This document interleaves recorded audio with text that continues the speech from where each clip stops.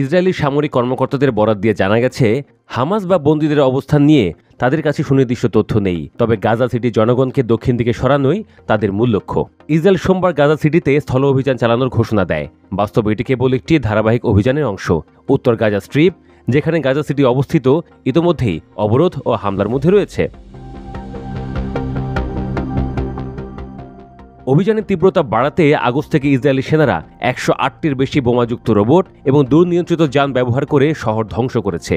তেল আল হাওয়া, শেখ রিদওয়ান, তুফাহ, জাওয়াল নাজরা এবং সফতাওয়েস্ট্রির বেশি ধ্বংসপ্রাপ্ত এলাকাগুলোর মধ্যে রয়েছে। এই এলাকাগুলোতে 200টির বেশি আবাসিক ভবন ধ্বংস হয়েছে।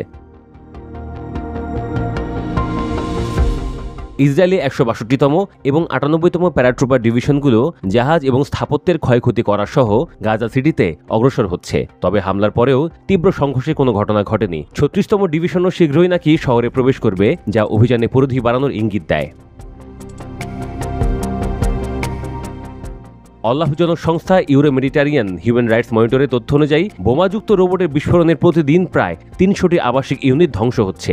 সংস্থাটির তথ্য অনুযায়ী প্রতিটি রোবটে প্রায় 7 টন পর্যন্ত প্রচণ্ড শক্তিশালী বিস্ফোরক ভরা থাকে। এই রোবটগুলো ব্যবহার গাজা নগরীর উত্তর, পূর্ব ও দক্ষিণে এলাকাগুলোতে বেশি হচ্ছে।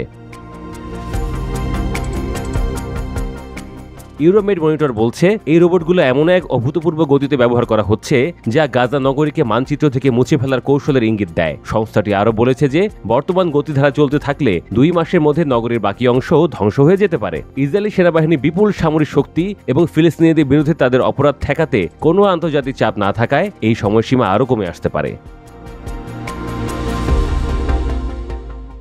ইসরায়েলি সংবাদ মাধ্যম ওয়াল্লাহ জানিয়েছে, সাম্প্রতিক সপ্তাহগুলোতে ইসরায়েলি বাহিনী বিস্ফোরক রোবটের ব্যবহার 3 গুণ বাড়িয়েছে এবং গাজায় আরও শত শত রোবট পাঠানো হচ্ছে। এই যানগুলো এমনভাবে তৈরি যে তা অবকাঠামোর সর্বোচ্চ ক্ষতি করে এবং হামাস যোদ্ধাদের ইসরায়েলি সেনাদের সরাসরি সংঘর্ষ কমিয়ে স্থল অভিযানে ইসরায়েলি সেনাদের ঝুঁকি হ্রাস করে।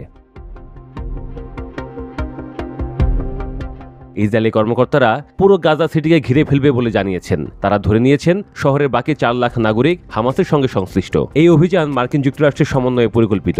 জাতিসংঘের সাধারণ পরিষদের সম্মেলনের আগে উত্তর গাজা সম্পূর্ণ নিয়ন্ত্রণে আনার পরিকল্পনা রয়েছে ইসরায়েলের। কর্মকর্তাদের মতে, এই অভিযান সফল হলে নেতানিয়াহু 26শে সেপ্টেম্বর জাতিসংঘে বিজয় ঘোষণা করতে পারেন।